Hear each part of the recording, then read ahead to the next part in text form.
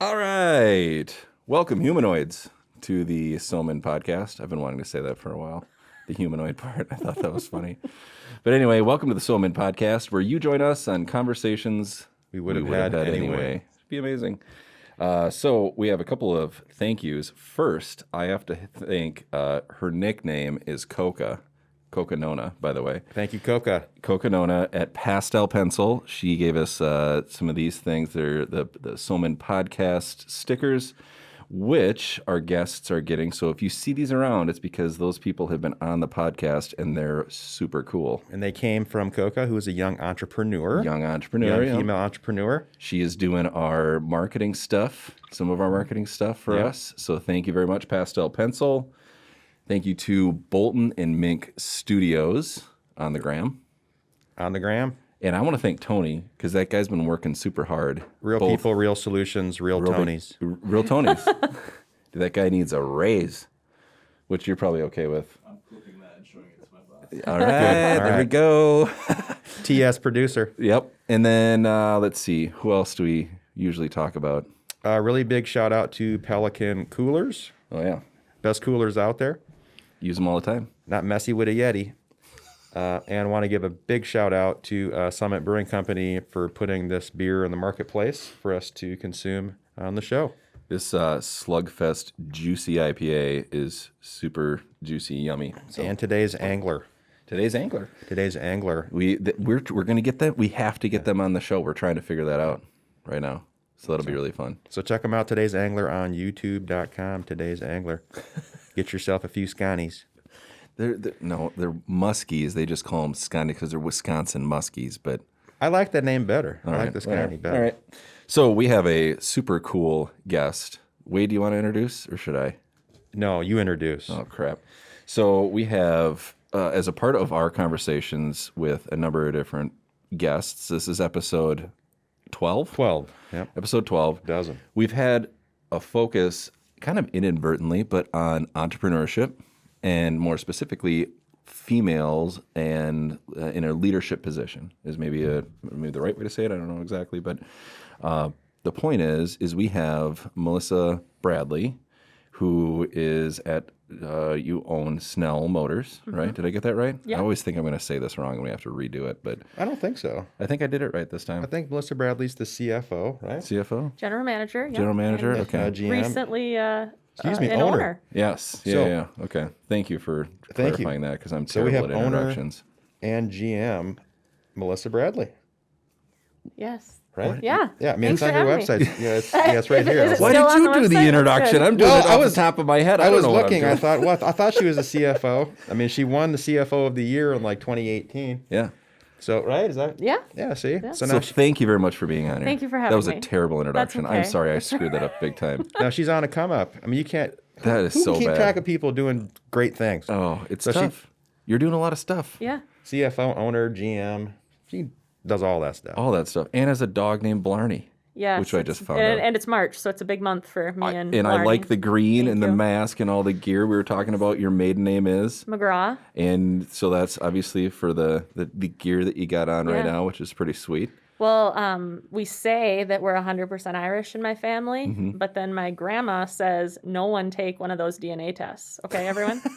And so my sister's kind of a rebel, so every year she's like, we're going to take a DNA test for Christmas. And my parents and I are like, no, because we might not be 100% Irish, though we are in our hearts. Well, that's all that really matters. It's the I thought did that counts. test. Did you really? the. Which one did you do? And my wife got me ancestry.com. Okay. I thought the advertising was better for the 21 one or Yeah. something like that. Yeah. And 21 and me, isn't that what it is? Yeah, 23 and me? 23 I and don't me? know. I don't know. I only have 23 and me. 21 chromosomes. I don't know what I mean. Was it 23? I don't know. I don't remember, but I don't know. I'm not allowed to take it. You can't take Yeah, that's right. Yeah, what do you know? So my mom's so it's all this big like same thing Irish deal, and my mom's grandma was a Hanrahan, or was an O'Hanrahan, right? So like, well, we're Irish and all this stuff, and I was like, all right, cool. So we're Irish this, Irish that, Irish heritage, like Heritage Society, and so my wife got me this the spit test, which is crazy because now we do that for COVID spitting, but like so we got the ancestry.com one where I'm spitting, you send it in. I thought that I knew how like DNA and if you're 50% this or 50% that. I thought I didn't know that I knew how that worked. I don't know how that works at all. So like if your mom is 50% Cuban and your dad's like 50% Irish, you would think that you would be 25 of each. Yeah. exactly, you'd be 25 of each, right? Yeah. But you're not. And so that's what that thing reveals. So like my brothers or like my sisters, you can be more English or more whatever because that's what your body took. Really? So I might be 100% Irish. Right, that's what I'm saying. So that's So you exactly might right. You actually are. be like- You are. You and your- 100% Irish. You have siblings? Yeah. So if you and your sisters or brothers did this, you'll find that your tests do not come back Oh, that's weird. because you might be more, I don't know, like Norwegian or something or German. We're learning something every day. I swear to God, it blew my mind because I'm like, I'm basically mostly English and Welsh. I'm like a tiny bit Irish, but based on the numbers of the splits, Yeah. I should be like this or that, but it doesn't work like that. That is super interesting. weird. I am gonna, Seriously. I'm gonna now do that. You And should read the results on your I'm gonna read podcast. the results. I was gonna look Yes. it up right now, and That's a really good idea. We should do that. my wife is That'd like, be a genetic, what would that be? Oh, where we'll is have a it? genetic episode. here it is. Yeah. Ancestry.com, yeah. Because as far as I know, I'm German, Swedish, Norwegian, and then Czech. As far as I know, those are the. I'm a bohunk. I'm Bohemian. And you might find out that you're more of one of those than another, right? Like more Czech or less. I Whatever. want to check this out now. I'm going to do this. You have to. I have to. Yeah. Like, you can't, but No. I mean, Well, and my mom actually isn't any amount Irish, but I'm still confident that I'm 100% Irish. well, yeah, and this is You proving could it. be. Well, now then that you I could just, know like, that skip I that. Naturally. Yeah, my wife's like, Italy. It's like, well, I can see it. She's like, Greek? She's like, I can see. Do you have dark hair? And I was like, I don't know any Italians or Greeks in my family. Wow. Because my mom, but she's like, no. Did Kelly do it? No. No. Because Wow. she's 100% German. Yep. Really? She's a German I was gal. like, you're not German. But he does look pretty German. Really? She, Yeah. Kelly Kloss, German name. was that her maiden name? Kloss, Klaas. Close. Close. That might have been the weirdest first 15 minutes of any episode that we've had so far. Totally not she normal. came but in that's good. rocking the green. And you are, this my is favorite. good. I like this. It's the most wonderful time of the year. It is. It is. It's a great time of the year. Yeah. We were talking about how it was St. Patrick's Day last year before everything just shut off. Yeah. It was like St. Patrick's Day done. I had no corned fun. beef and cabbage and listened to, like the Irish Rovers. And then that was the last party I went to. I swear to God. Oh man, I'm gonna listen to the songs I was showing you, the sea shanties. Listen to some Irish Have you sea heard of shanties. this? Like sea shanties thing? No. Okay, Tony, cue in right now if we can. I don't know if we can Oh my for God. whatever reason, but there's a sea shanty. I'll show you after this. We have to. It's one of the coolest songs I've ever seen. So essentially, a sea shanty, and this is literally I know almost zero, but whenever you go on YouTube in 5 minutes, you're an expert. So a sea shanty is a song that sailors, not like motorboat sailors, but like sailing sailors, used to sing back in the day, and they would sing these songs because whenever they would raise or lower the sails and different things, you'd have to do it at the same time because you didn't can't have tear like or break one stuff side or of the whatever. sail go one way and the other. And so they would sing these songs. Well, apparently there's this guy in Ireland who sings this song on TikTok, and all these other people start singing in harmony to the whole thing. And so now this is it's been viewed like a zillion times of these people singing this song together. And it's all these people who have never met and are overlapping all of these, the audio tracks of these people singing together in harmony. And then I think it's the Wellerman, right? The Wellerman. Yeah. And then some guy then found a beat to it, an EDM beat. And it's my favorite song. Absolute favorite song. And it was sung in 1600 sailing the mid-Atlantic. Right here. Yes, this is exactly it. This is it. check this out. This is freaking awesome. It's my favorite song. It's all because of your mask, They sound very Irish. right? It's amazing.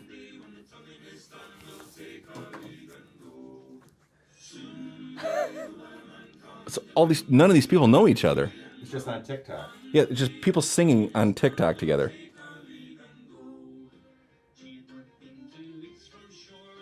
So there's that. So there you go. This is what I'm going to be listening to I'm on gonna have St. to call Patrick's my Day. grandma on the way home Seriously, and tell her about it. She knows sea shanties. She'll like it. Yeah. Tea and rum. I'm not joking. I've listened to this at least 35 times in the last 2 weeks. You doubled down on Okay, the weird. now here we opening. go. This is the best. So now they like throw an EDM beat on it. Yeah. Okay, how's that? It's my favorite Tea song. and rum. Take or leave and go. Is there only like 2 lines? And then they put a cat in there. This is now the best episode we've done. Oh my Hey, gosh. hey, you wanted to go there. Okay, we're in. Oh my gosh. Okay. So there it is. So we have Melissa Bradley, About ship. GM and owner, Snell Motors. Oh my gosh, that was So awesome. and we usually start out, talk about, you and your background and where you're from and that kind of, how you got to what you're going, for now. Just a note, most people really rush through this because they're used to going like, well, I'm from this place and I grew up here and I went to school and I got married and now I do this. So if we stop or talk about it, but just, you can kind of, we'd like to hear the story because Okay. we're trying to capture as many stories in our community in southern Minnesota as we can, which has kind of been a narrative thing, which has been fun to do. So if we just love to hear your story. Sure. So I was raised in Northeast Iowa. Another Norwegian. A little town called Waukon, which is right next to Decorah, which is Okay. quite a Norwegian community. It is. My whole family, I grew up with all my aunts and uncles, grandparents, everybody in this small town. My grandparents were farmers. Still are. My grandpa's like 88 and still farms. So what's the place? It's not the Tasty Freeze, is it? And The Whippy Dip? the Whippy Dip in Decorah, right? Yeah, the Whippy Dip. Yeah. How Take do you that, know all Brozik. this stuff. And then Don't tell me you know Mabe's Pizza. I do. Yeah. And I should have worn my hat. There's an outfitter downtown Decorah too. But I'm not gonna remember the name, but the Whippy Dip, right, You're 100% Okay. right. The Whippy Dip. is down the street, and you can buy ice cream from the sidewalk. Like you can just walk up and get it. That's like how you buy ice cream Yeah. is off the sidewalk. Yeah. That's it. Like right, bam. Yeah. And up the street is where Toppling Goliath Brewing Company Yeah. was in like a Burger King or a Hardee's or something. Give or take. I don't remember anymore. Yeah. Have you been to the new Toppling and I Goliath? haven't. Okay, it's amazing. But Maybe they would sponsor the podcast. Okay, so that's where you're from? Is Yeah. where Well, Toppling Goliath Waukon is? Waukon it's is- like Highway 9. Yeah, so Right. Waukon's a I really know Highway small 9. town. Yeah. My wife is from Thompson, if you know where Okay. Thompson's at. don't. No, it doesn't matter because they don't have Toppling Goliath. But anyway, sorry, go ahead. Well, So my wife's from Gutenberg. oh, the home of the Gutenberger? Yeah, right. Sorry. Now that's a so Minnesota thing to say is. right there. It is a Guten. Yeah, so I was raised in this small town, Waukon, in Iowa. My parents were entrepreneurs, so both my parents had full-time jobs. My dad was a banker, my mom was a nurse, but they also owned a convenience store, gas station, and we call it in Iowa a dance hall. A dance which hall, is yeah. basically a wedding venue. Okay. To roll So- out the barrel. Small World is in the restaurant that they owned, they served Mabe's Pizza in Waukon. No doubt. It was called Quick Draw McGraw's. Wow. So, sorry, I Yeah. mean, you know the information, but so you had banker, A dad, nurse. Mm-hmm. mom, nurse, and then they owned a convenience store, A bar. a bar, A restaurant, and a dance hall. Yeah. Okay. Got it. So they violated every child labor law that was in existence because my sister and I would go there after school and work. They would literally like take one of those old milk crates and flip it over and I would run the till, but I'd have to stay on the milk crate so I could reach the till. Yep. So you could learn how to add and subtract. Yeah. Yeah, you're learning. Yeah, because my dad would always say, "You're not going to have a calculator around in your pocket when you're older." It's like, yeah, it's called an iPhone. You're like, thank you, Nostradamus. Yeah. And then they would have weddings pretty much every Saturday. So Sunday morning after church, we'd go there. And you'll appreciate this because you two are beer drinkers, but my dad would offer. No, we're not. Yeah. He would offer $20 to whomever between my sister and I would find an unopened beer that we could put back in the cooler and resell. Look at that. I did the same thing in college, like for 4 or 5 years. There's got to be one in here. So, Wow, I mean, okay. imagine like this kind of like old, stinky, like almost like shed building. I love it. And you have like a 12-year-old and a 10-year-old like hauling a pail around, dumping half-drank beer into the pail so that we could recycle the cans and get, 3 cents or something. Yeah, Cigarette butts, but it's Iowa, so you can. I think you get paid better in Iowa. maybe more. Yeah. So yeah, that was kind of that was like every weekend my whole childhood. They bought the business when I was in kindergarten and Wow. sold it. Super interesting. Yeah, when It I was, is. like, a I love freshman. that. This is what's so much fun about This is doing what's- this that's is awesome. like you and I would never have this conversation No way. normally. I mean, we've seen each other, us three, at different events and things, but For sure. Yeah. I never would have known that you're from Waukon, Yeah. Iowa, and you grew up hanging out on a milk crate, running the till, It's clocking dollars. like, and finding beer cans that you could resell. She was like, one day, I'm gonna be the GM and owner. Yeah. One day. So, okay, so that's a really good question. So now you saw your parents be entrepreneurs, which there's positives and negatives to being an entrepreneur. But did that have anything to do with where you're at now, being owner of a car dealership? Yeah, I mean, my parents worked really, really hard my whole life. My grandparents worked really, really hard. The work ethic from the Yeah. Midwest. We've Sounds talked like he about. still is, right? I mean, really. Yeah. Yeah. Like, Yeah. Yeah. So yeah, I mean, and the whole like growing up in my parents' business just taught me how to talk to people and taught me a lot about customer service because we still tell this story. I'm going to tell it because this guy, we I don't have a think this while. guy has the internet or would remember me. Okay, good. But I was a child and there was this guy that would come into the restaurant and he was always like really scary and mean. And he would always order American fries. And Quick draw McGraw's, right? Yes, quick draw grass. He would always order American fries, okay? Okay. And I didn't even know what that was. I mean, I was probably like 13. Mm-hmm. And so I'd give him waffle fries. And then he'd always complain to my dad about I don't know waffle fry or what are they? Are they like the steak fries or the big ones or just After regular? years What are of they? agony and wondering, it's like a hash brown if one were to Google it. Gotcha. Really? Yeah. Okay. Interesting. So sometimes when I have to deal with upset customers, I think about this Jimmy. Of course, his name's Jimmy. His name was Jimmy. His farm is out by my grandparents' farm. We still drive by it every time we go home, and I think of Jimmy when I have to deal with an upset customer, and You used to bring him it American makes me fries. smile. Yeah, Is his name really Jimmy? his name was Jimmy. Oh man, Jimmy, look at you. James, but he goes by Jimmy. Yeah. Wow. So- Okay. So you work that business, those businesses, I should say, and Yeah. then So you you do that all the way up through high school and everything. That's part of No. So when I was a 8th grader, my sister had just graduated from high school, and my dad got a job opportunity in Owatonna as a Okay. banker to kind of have a bigger role. Yep. Sure. So as a freshman in high school, they moved me to Owatonna. Right what you wanted to do. Yeah, So, sorry. I was fine. I was a had cheerleader, to. so It's the second Owatonna thing we've had like in a couple of weeks. And I always hated hearing that chant when I went to the gym. Oh, yeah. Like, even if you're playing volleyball or basketball against Owatonna, you hear, oh. So you did that.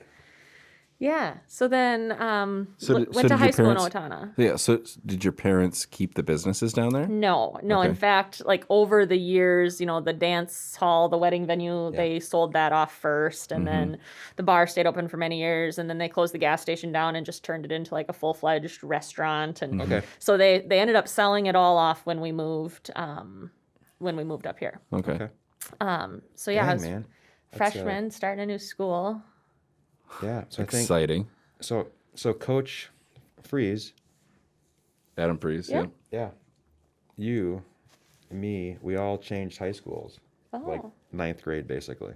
I didn't. I mean, you didn't, but I didn't list you. No. Oh, I thought you said you, like you're No, pointing. like you did. me, and Freeze. Got you it. know, like Yep. us. Yeah.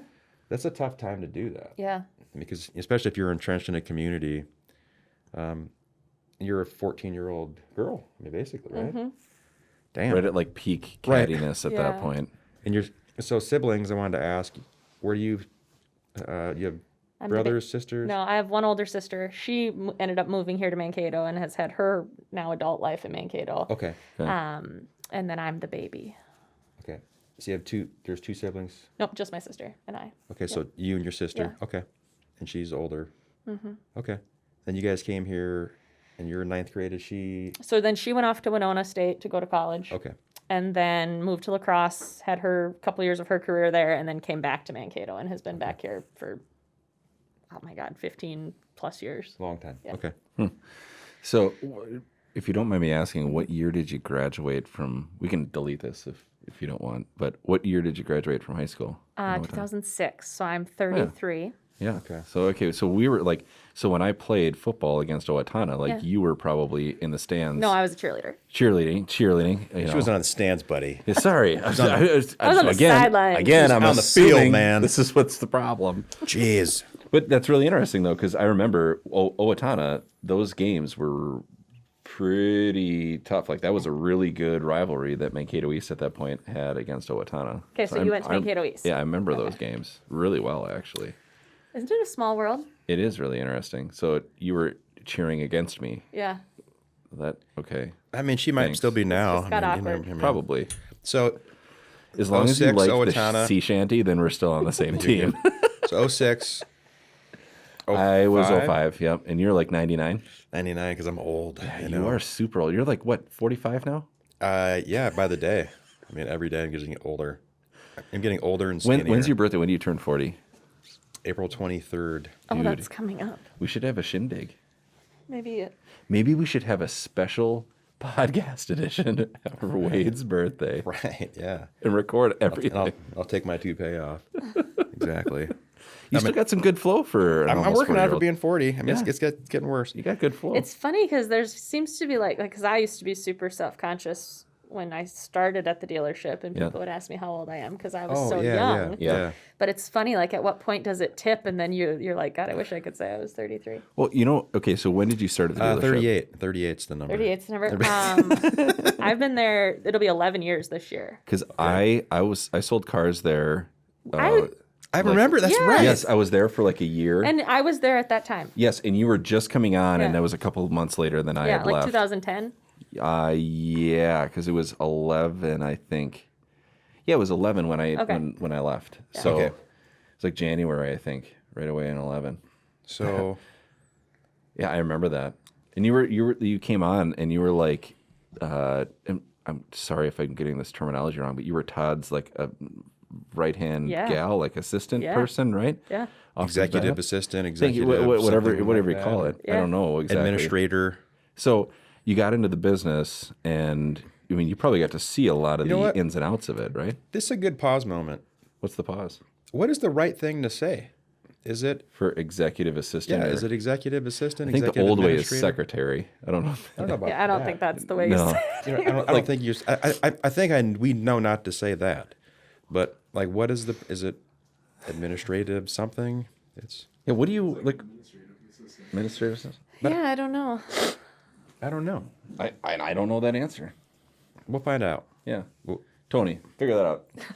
So you What's come the in- right way to So you finish say up that? in 06 in Owatonna. Yeah. So then I, starting though school as a freshman in Owatonna, I made a really, really good group of friends, and we're still all best friends. They were actually all graduated in 05, so that was a little hard because they were a year older than me. Oh, yeah. But we still all hang out, all text. They They were just probably cheer- wondering like who number 8 was for the Cougars on the football field. We have had that discussion a few times. now I can't you know. wait to tell them. No. Yeah. Now- They're like, who's that? Now you know. Solved it, guys. Who's that I know slow who number chubby 8 guy? was. Who's the guy who's Who's the getting guy his that can't face make kicked in? tackles? Okay, so then I came to Mankato to go to MSU. And Okay. at the time, so I worked at United Prairie Bank in Owatonna, kind of all through high school between Owatonna and Waseca, Sure, those branches. Is that the same bank your dad was at? Yes. Okay. Shout out to United Prairie Bank. Love that bank too, man. Good bank. So came to Mankato, and United Prairie was opening their branch here in Mankato. So I moved over here kind of the summer before my freshman year of college. So is that the downtown branch or the It was- one up on the hill? It was up on the hill, but it was in the Okay. Trail Creek Center. Okay, yeah. The first Yep, one yep. was. Okay. So I did a lot of different things there, like started as a teller. I was a personal banker. I did marketing for a while. I did like consumer loans, business banking. So I worked at the bank all through college, Awesome. downtown, then once that Yep. one opened. Which I think there's a really good, for folks that are listening, if you go, I think it's on YouTube now, but it might be at the United Prairie Bank website. There's a video that's not that long, but it talks about like the journey of that bank. And it's pretty new and it's shot really well. It's like drone footage and it kind of goes through the history.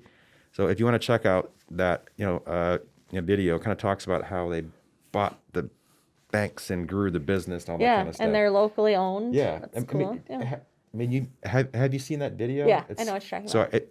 If you haven't, it was done really well, and it's not that long, and it gives you a really good background on a community privately owned family bank, is I think what it is. Yeah. Just really, really cool. So check that out if you can. I know it's on. I think it's on YouTube, Probably on their website. but I know it's on their website for sure. So. Yeah. So now, okay, so you graduate you- high school, you come to Mankato to MSU. Yep. So what do you major in? Economics. Really? Yes. So like, what's your fascination with economics? My dad said you should major in economics and then you can have any job. Like, That's actually a really good point. That is a good point. Yeah. I was an economics major, and then I switched to history and philosophy. And this is probably going to sound terrible, but like at the time, the professor that I looked and I had to take like the next 12 classes from was a person I say this respectfully, I couldn't understand. Like he spoke very poor English, and the way that I learned was sitting up front, taking a ton of notes, and like being really engaged and learning, back and forth that way. I can't like read a book and then take a test. I Yeah. have to talk about it and interact with it, with other people. And so I really loved economics, but it was so difficult to try to get through those classes because that wasn't my learning the way I learned, Yeah. So it wasn't his fault necessarily. Very brilliant guy, but Essa Tedeschi was his name. But Mine was Ali Asari. anyway, Ishwan Lee was my favorite economics Of course, yeah. professor. She's like, I don't know if she's still around. You guys should have her on here. She's that would be cool. Badass. That's a really should good get one. her on there. Yeah, Yeah. that'd be really fun. I'd love to talk about econ. I still find that very fascinating. yeah. And how it's not, it's like it's a study, but it's not like a science, It's not like the equation says put this in and you not should a get this science. out, and it's like that's not how it always works, you know what I mean? So it's very I think interesting. she is. Yeah, she was my favorite. She probably doesn't remember me, but Well, She was- We're going to find out. We're We'll gonna let you find know. okay, let me know. I can't believe I remember Badessa Tedeschi. Yeah? Dr. Pedesi. Yeah, that's her. Yeah, wow, look at that. So, okay, so So- you get an econ. Yeah. So, like sophomore year, I met Spencer, who is now my husband. Yep. He was going to MSU and also majoring in econ. You bring We her actually up. met before that. Yeah, I think there she is, that's right? her. Yeah, we'll How get do you her. say that name? Ishwan Lee. Ishwan She's Lee. just Nice. such a good teacher. Professional excellence. Yeah. Jeez. Smart. Clemson? Okay, research. Look at that. Fordham? Smartphone Suffolk? diffusion Yeah. and consumer comparison shopping behavior. Implication for the Marketplace Fairness Act. Wow. Can we just talk about that? That would Yeah. be super interesting. Yeah, so what's funny is Robert Simonson, he was my econ. Bob.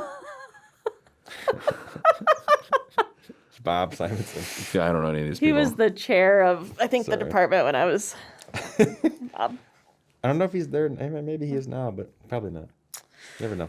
So I met Spencer. His At MSU? no, well, okay. So Spencer's dad worked at United Prairie as well. Yep. I was working at United Prairie, family picnic. Spencer and I were the same age, so we kind of have known You each were other. smitten right away by We seeing kind of have him. known each other since we were in like seniors in high school, and Okay. then he And- was in Worthington. I was here. Spencer is a handsome man. Hey, not a bad Got a nice looking smile. guy. Jamie. Yeah. Yeah. You know? You're So- a good-looking couple. Thank you. Thank If that's you. okay to say. Yeah. I don't know if it's I think that's weird, okay. I think we're in the post-gender era. Yeah. He's a fetching lad and A strapping lad. but- nice It's a strapping teeth. young lad. So we started. He came to MSU and went to school for economics as well. Okay, sure. And we both wanted to be bankers. Oh boy. That was like the dream. And then I was working at the bank and he wasn't. And then Todd Snell called me. Yep. He was a client of mine at the bank. And Yep. he said, my CFO just left and moved.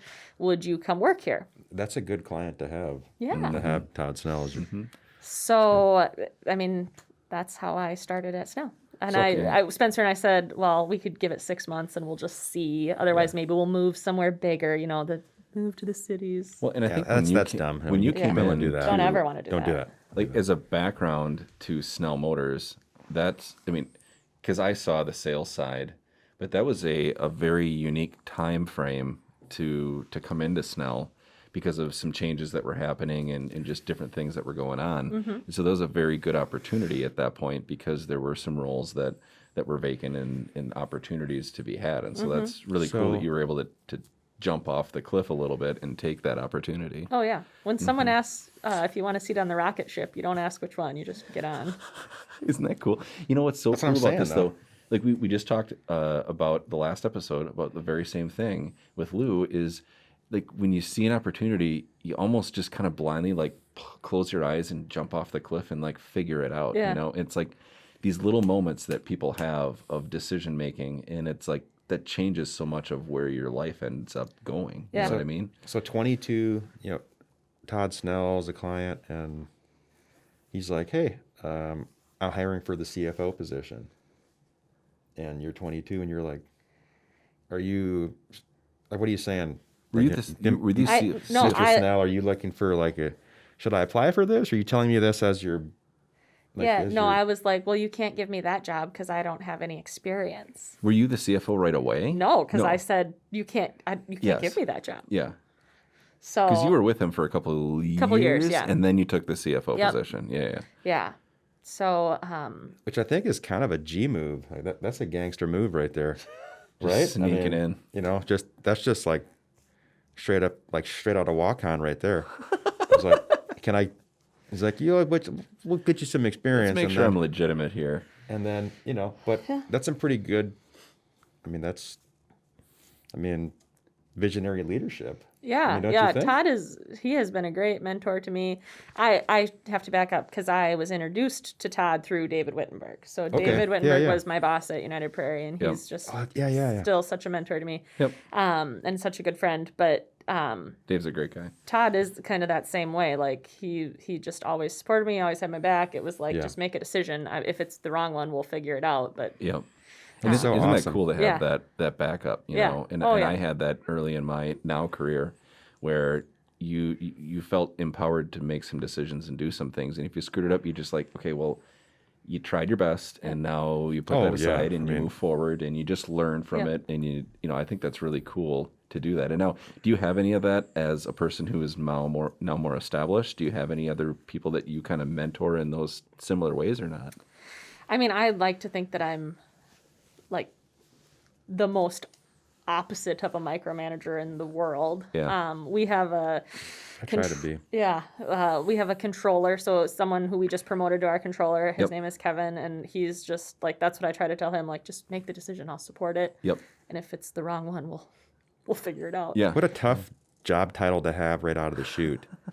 Like, you're the controller. Yeah. It's like, it's like Isn't that incredible? Like how much You know what I how mean? much decision making power that controller has. Yeah. And on the day-to-day stuff and figuring all that out. But Mm-hmm. you know, you as an owner, you can't necessarily do every little micromanaging man. thing No. because You can't. you're that's not your job title. No, You know what I yeah. mean? Absolutely. So this is so much fun. I have like 50 questions in my head. Hit but- it, man. Let's go. So Let's here's do it. like I love talking to other entrepreneurs about just like ideas and like forward thinking and all of that stuff. Because me, again, we just talked with Lou, same thing, and she's like she sees 10 years in the future, and that's very clear. And I was talking the same thing where Yep. I have to hire people to figure out what I do tomorrow because I'm very bad at that. But what I'm really good at is knowing like this is what happens in 5 years and this is what happens in 10 years. And that's very clear to me. I mean, is that kind of the same thing? Do you think that way? Do you not? Like, how is that similar or different? Well, yeah, no, I think that's how I think. I mean, when I started at the dealership, Todd had laid out a very clear path. He's a forward thinker. Yeah. Yes. Yeah, like keep Yeah. up. Yes. Um, yeah. And so, and I knew he sent me to Dealer Academy, which is in Washington, D.C., which is a school that they teach you how to run a dealership. Yeah. And then you go back to the dealership in between, you go for a week every 6 weeks in Washington, and then you go back, and then you have to work in parts, you have to work in service. And it's like, plus you have to do your regular job. Yep. And the people who go to this, I was the only person who was at the school that wasn't a child of a owner. dealer. Oh, really? Yeah. Yeah. Interesting. So I really quickly I was like, well, I want to own a dealership someday. Like For sure. I want to. That's what I want Yeah. to do. Yep. And Todd and I had conversations about that like all the time, and worked together on his succession plan. And so in January of this year is when I bought in, and so Todd and I are partners. Oh, okay. Oh, that's awesome. That is so cool. Yeah, And it's pretty recent, so I Yeah. feel that's. Thanks for sharing that with us on the That is podcast. Like, super it's- cool. It's cool. yeah. Do you find that a lot of people know that or not? Or No, I mean we announced it to our employees. Yeah. I just saw it on the website, so I was like, So oh. apparently it's on the website. Well, I was like, oh, snap. And I was like, well, she's, My dog is on the website too, so I did see Blarney. the dog. she's the marketing manager. It's just right up That's your awesome. alley. Or, sorry. marketing, man. That's so cool. Way to go. But I mean, I feel like Todd has definitely pushed me to. You have to be a forward thinker. Yes. And isn't that interesting on how you have people that are today, tomorrow, and next week, and you have people that are 3 years, 5 years, 10 years, and how you have to work together to figure that out. And I It find is. this is one of the things that I'm struggling with right now is like trying to find the other side of the puzzle piece, in my own business and Yeah. what I'm doing. And, I think I'm figuring that out hopefully here soon, but it's like, that's such an interesting, like, what's the right word? Like tightrope to walk. You want people that are like-minded enough where you can get along. Yeah. But Yeah. you want people that are not like-minded enough because you need to see another perspective. Oh, You know yeah. what I mean? And that's a really hard thing to do with a business. Yeah. It's really hard. Yeah. I mean, I'm just thinking about at a pretty early age. I mean, from seeing the businesses and, the 5 businesses and then going into, you kind of do the high school thing. But then you hop back into, during college, you're at UPB. There's no better training ground than what you did. I mean, because the car business, like to me, is an extremely special business. There are kind of two, like in my mind, there are two iconic American businesses. It's the car business, and it's the airlines. To where, if you could think about what a car meant and the whole idea of it, Of owning a car and right, yeah. right, all the kind of like magical, beautiful things about traveling on a plane or having your own car or going someplace and the freedom to do that and the autonomy, the very American thing to me. And so, but extremely tough business. Like, and I'm speaking from I buy cars, I have cars. But my brother-in-law and sister-in-law own a dealership, and they, down in let's just say Wisconsin. So I've gotten to see them do this for 20 years, and it's hard. It's a really tough business. Yeah. But it holds a unique place in, like, I think American folklore and history. But you also have to drive a car every day. So I guess coming out of, let's say you're 22 when you go to Snell, you probably were as positioned as anybody could be to excel in the role, right? I mean, like, how to give people, like, if they're asking for their thing, it's like the fact that you still remember Jimmy, right? Okay. It's impressive. It's not a coincidence, No. the fact that you remember Jimmy. That's a skill. It's something that must lend extreme executive talent, credibility, for you to go and do the job. Because I think cars, I don't know that there are a lot of executive female leaders and owners. Oh gosh, no. And when I started at the dealership, my skills were in finance and cash flow and Yeah. Planning and analytics. Yeah. And typically people in the general manager role are like selling cars, and they come from the background of they started as a salesperson, maybe they do F&I, they're a sales manager.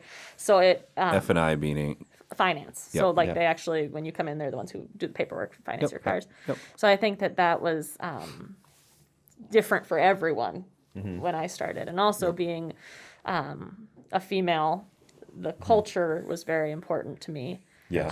Of the company, and that it was important that I know everybody's names and everybody's kids' names and everybody's Yeah. birthdays, and everybody gets a good job, and things are called out. And I think that that's just like something that I've always taken a lot of pride in, is like my relationship with our staff. And I think that's oftentimes you don't find a person that can understand the numbers and Do cash both. flow and can be a personable person. I mean, that's a unique person.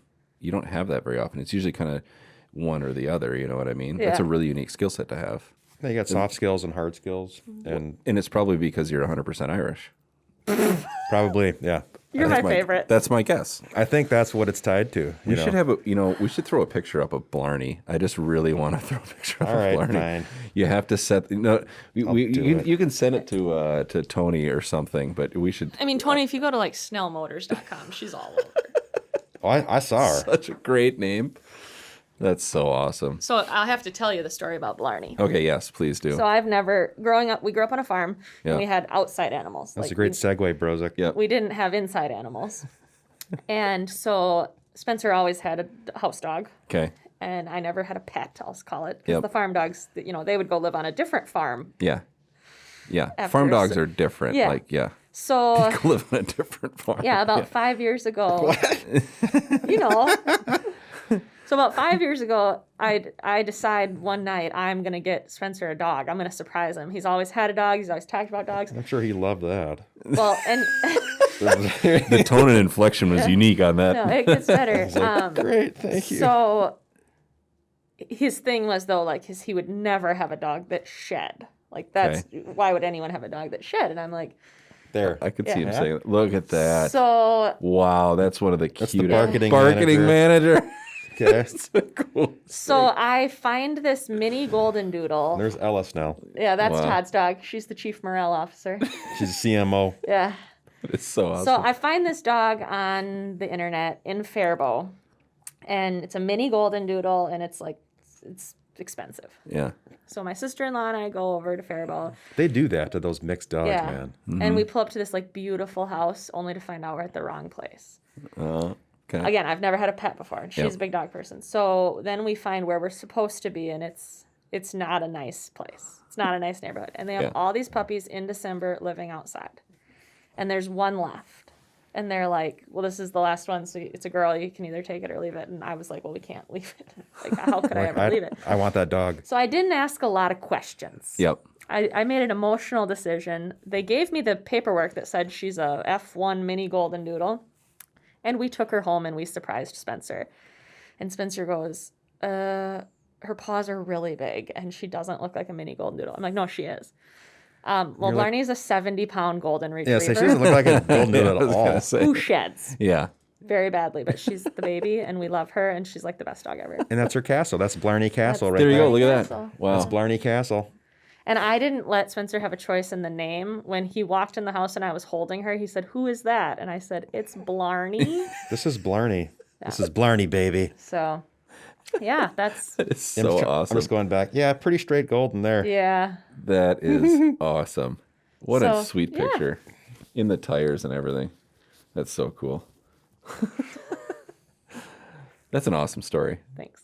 I And like I can dogs, see so. Spencer's face right now. Yeah. Like in my head. I can just see his face. like, Who's great. that? This And is then it was like, this wonderful. dog will never sleep in our bed. That's bullshit. Now we make buying decisions based on what's best for the dog. Exactly. Yeah. I'm like the reality is that's total BS. Like the That's dog is in exactly there. right. I know. Which okay, so I sleep with my dog. You sleep with the dog? Oh, yeah. Yeah. My dog's a savage. I know your She's a dog. hunting I dog, was like, like- you don't. But She's my dog outside. Piper, I sleep with the pipes, pretty much every night. And she's a miniature schnauzer, but even still, I don't think I'd care if the dog was 50 pounds or 60 pounds or 70 pounds. If she's not there with the paw on my back, it feels weird. Yeah. Like I'm not sleeping. I'm like, where's my dog? So every night, every single night. See, Kuba's a hunting dog. She's like, Oh, sorry. no, she smells really Does bad. she sleep in the house, though? No. Oh, She has a you're one nice. of those people. No. Okay, let me explain. So she has a kennel outside, and she has like a doghouse. She has a cage outside. All insulated, like heat on in there. I mean, it could be 0 degrees outside, and the temperature gauge in there is like 45. I mean, it's not a problem. So, but she's a really, really good pheasant hunting dog. if I Blarney do say was so going to be a myself. hunting dog. Does Spencer hunt? Yeah, occasionally. Because he's come out ice fishing with us a couple of he's a times. big angler. Yes, he's does done the that a few pipes. times. Oh, Look at that. That's Piper. I didn't even know you had a dog. All this time that we've known each other, and I did not know you had a dog. Just saying. That's her bed. In the back of your truck. Yes. It's like another child. She likes to go for rides, and that's her Yeah. blanket. So Yeah, the pipes they're- made the podcast. Go Piper. So yeah, I don't care. Judge me. I don't care. We're not being judgy. Okay, where are we at now with the so- story? You do the 3 years, 4 year, and you're kind of learning the business and Yep. getting, trying to get to a spot where, like you felt like you could make it the next step or next jump. Yeah, And and so what did that look like when you went through all the training and the dealer school and gone back and all that? yeah, so like my whole career at Snell has been made up of like just one fill in after another. So like at a certain time we lost our service manager. Yeah. And I was like, well, there's, I can't hire someone to do this job unless I know how to do it. So I was the service manager for months, and That's awesome. it That kind of is just super every cool. position I've done, which has been just super helpful. Yeah. Invaluable yeah. to understand the Yeah. insides and outs. You Oh, can yeah. even communicate with the people that are in that job in a way that they can understand. Unbelievable. Yeah. And it just helps me make decisions so much better. Like working Yes. like as a shop manager. So I did that for a long time. And now when our shop manager, Steve Baker, as I'm sure many of you know. I know Steve. When he he was goes- there when I was there. Yeah, when he Yeah. goes on vacation or and he's out sick or his has to be out with his kids, like I can just fill in, Yeah. and that's like my favorite time because I can connect with those people, and then Yeah. it's like you hear things or you see things and you can make changes Yeah. and different decisions and And it's fun to be in a That's so shop. cool to be so macro and micro yeah. all in one. Yeah, that That's is a good way to super, say it. super unique. I know a couple other dealership owners, and they're not like that. Like they're very macro, and then they delegate I think that's kind of common though. to what? Be know- more macro? Yeah, I mean, to what you're saying, that's kind agree. of, it's fairly common. But To be macro and micro? no, to be macro, Correct. like generally at that level Yeah. of ownership or, for pretty much any business, really. I think that's really cool. Something I didn't know about you again. Another reason why we're doing the podcast. I also was recently taught how to do a tire rotation. Yeah. Nice. I like to rotate my tires. That's why I get max mileage out of my tires almost every time. Yeah. Yeah. So I'm 5,000 miles over my tires right now, and I still have enough tread left. I'm trying to get just squeak them by a little Same. bit farther. I got like 60,000 mile tires and I got like 70,000 miles on Yeah, them. that's like a challenge. But I rotate them every 3,000 miles, like without fail, like Yeah. no doubt about it. And I love being in the shop too. Yeah. I mean- Not like it. I just like the smell of it. Yes. Yep. Love it. I agree. So do you like how far with regard to all the different parts of the business? Like, is there a part that you haven't touched or don't know of or are challenged by, or you pretty much have got the whole thing down at this point? Well, I've worked in every department. So again, Okay. finance person, we lost them. I did finance for a week. It was clunky, but- all the paperwork and different, every bank, you have to sign paperwork. Oh yeah. I've, done sales even, we're super busy on Saturdays, so I'll Yep. at least help the guys where I can. Probably the one place, and the guys tease me, they say I'm not cut out for it, is the body shop.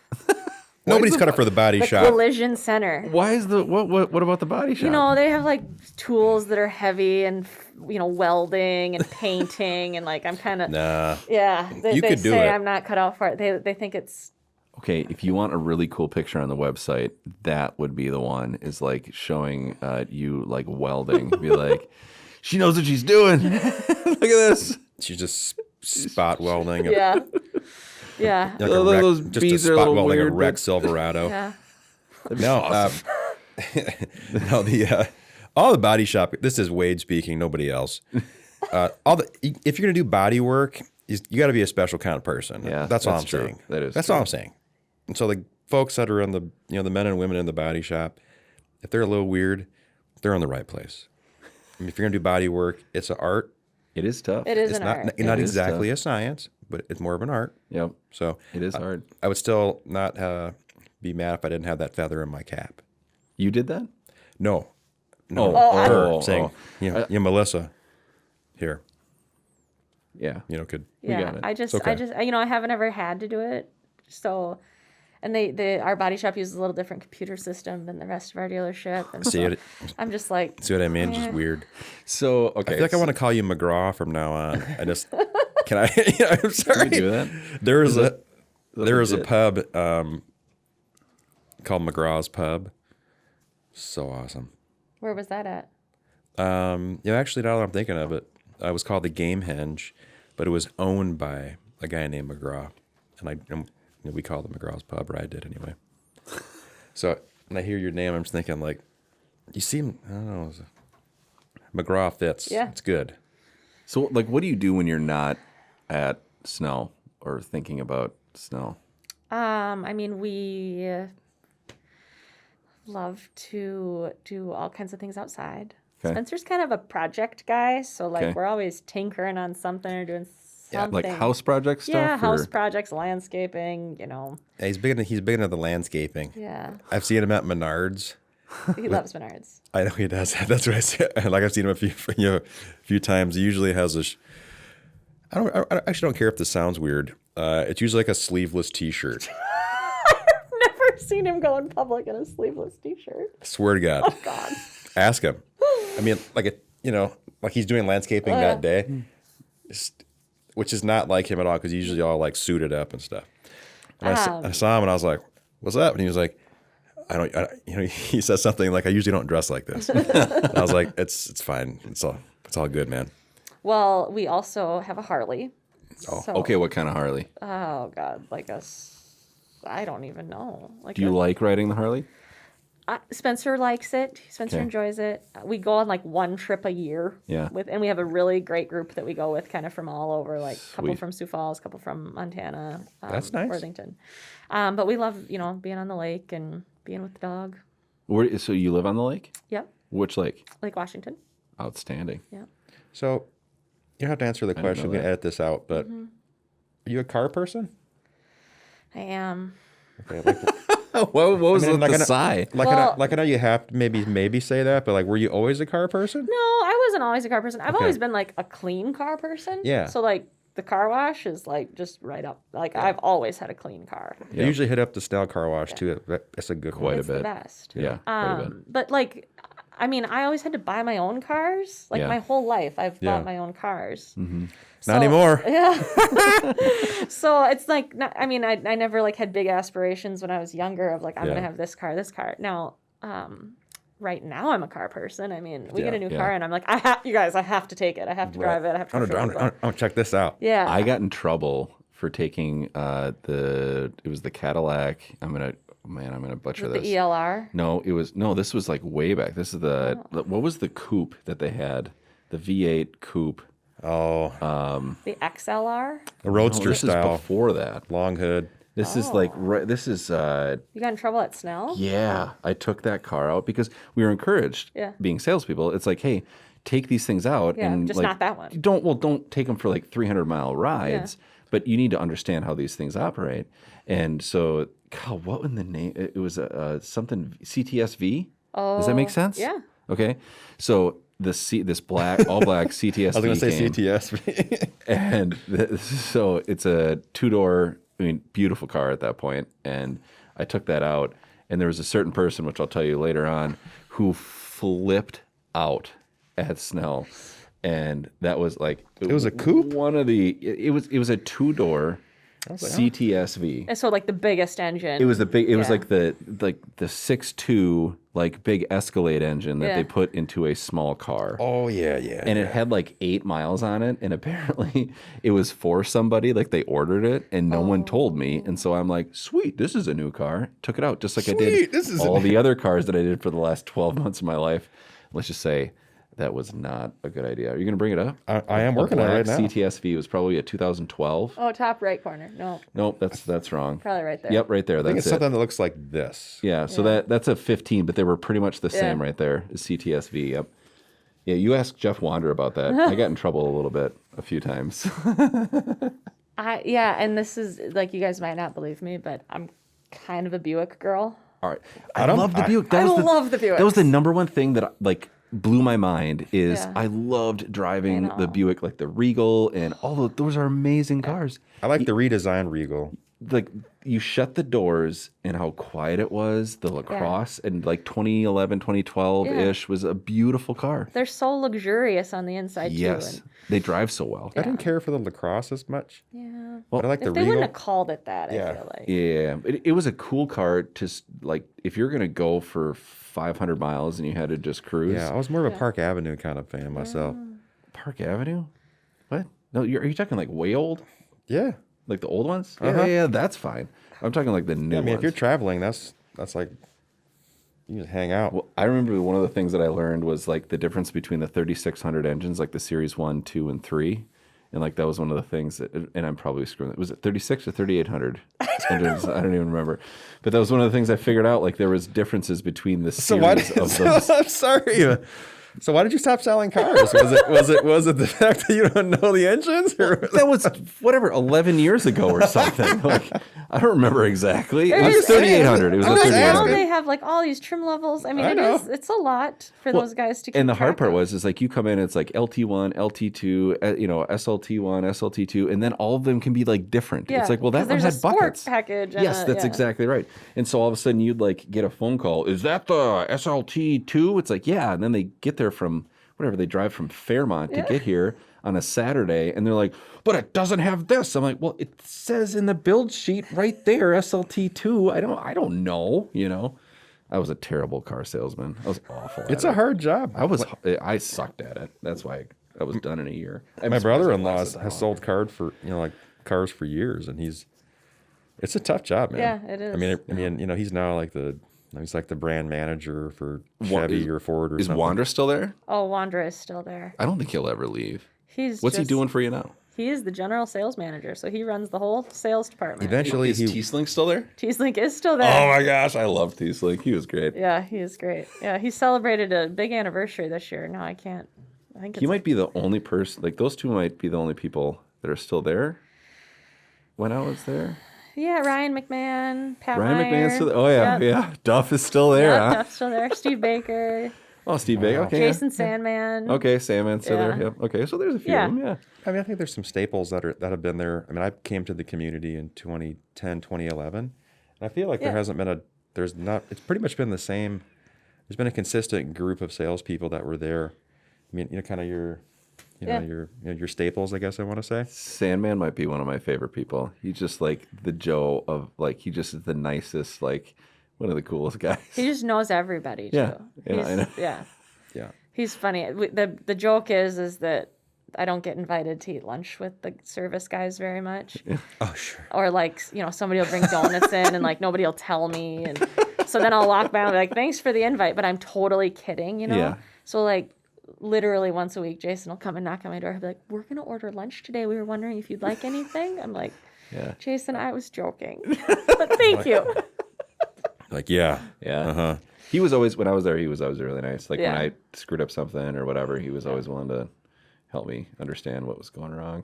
But It's tough business, man, and it's not gotten is. any easier either. I mean, okay, so that's another question. Mm-hmm. Like, okay, car sales 2019 into 2020, now into 2021. Like, walk us Oh through gosh. what was going on. So like 2019, beginning of 2019, we had so much inventory. yeah. Like a scary amount of inventory, like over $15 million worth of new vehicles on the lot. And so I remember that too. Yeah. You guys I were do. parking cars and trucks everywhere. Yeah. Yeah. Like it was just Back full. lot, full, Yeah. everything. Seriously. doubling them up. So we made the conscious business decision that we needed to work through these and stop Yeah. taking orders. Yeah. So Was that because you were taking too many orders or sales were down or it was probably a little bit of both. Okay. Taking too many orders, sales were down. If Okay. somebody wanted, a different dealership wanted one, we'd say no. yeah. Yeah. fast forward, GM goes on strike, Yeah. Yeah. Yep. Yeah. stops making vehicles and parts. Yeah. Yep. Fast forward then about 12 months, we have COVID and Yeah. GM shuts down its plants. Yeah. Yep. So hindsight, looking back, had we not A barreled blessing. through that inventory, it would have been nice to have it, though it would have been Yeah. getting old. Yeah. But if you drive by now, our lot looks pretty bare just because the demand is high and the supply is low, and Yeah. GM. It's wasn't crazy making how stuff fast very that well. I know. If you Yeah. look back, it really wasn't. It was 2 years ago. Yeah. That is really Dang. interesting because now that you say that, you drive by. and remember you can- driving you by can- too. You can see it. Yeah. You know It's what I Like, mean? wow. Yeah. That's a lot of inventory. I thought the very same thing. I'm like, I wonder how much money is just sitting on that parking lot Yeah. right now. $20 million. Yeah.